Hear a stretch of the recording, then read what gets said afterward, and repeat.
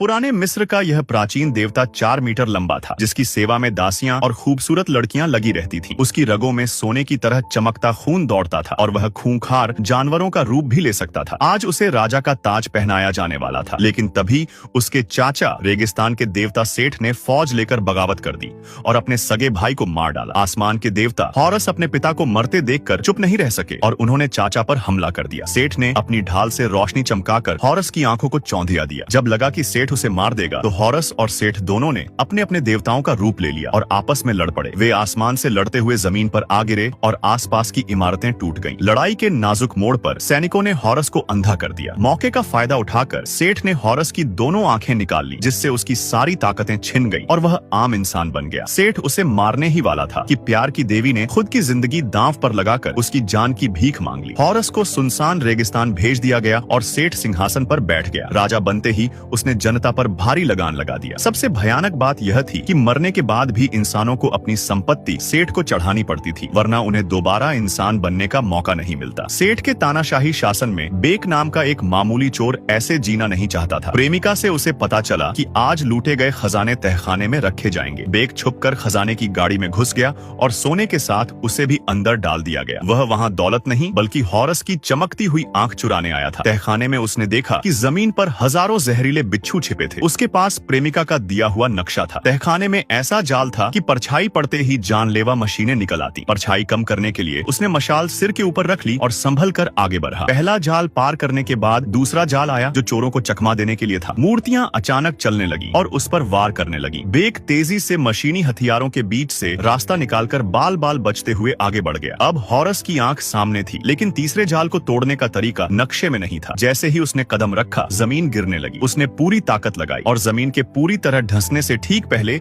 छलांग लगाकर हॉरस की आंख पकड़ ली। देवता की आंख की रोशनी से सारे खौफनाक जीव भाग गए। महल से बाहर आकर उसे पता चला कि उनका प्लान अधिकारियों को पता चल गया है। उसने आंख उठाई, जिसकी रोशनी से सैनिक डरकर गिर पड़े और वह अपनी प्रेमिका को रथ में लेकर वहां से भाग निकला। लेकिन अगले ही पल एक तीर बेक की प्रेमिका के सीने के पार हो गया और उसने दम तोड़ दिया। सदमे में डूबा बेक हॉरस के पास गया और शर्त रखी कि आंख के बदले वह उसकी प्रेमिका को जिंदा कर दे। लेकिन मरे हुए को जिंदा करने की ताकत सिर्फ राजा के पास होती है और हॉरस की ताकत अभी आधी थी। प्रेमिका को जिंदा करने के लिए हॉरस को सेठ को मारकर सिंहासन वापस पाना होगा। फिलहाल हॉरस सिर्फ मौत के देवता अनुबिस को बुलाकर प्रेमिका की आत्मा को परलोक का रास्ता दिखा सका।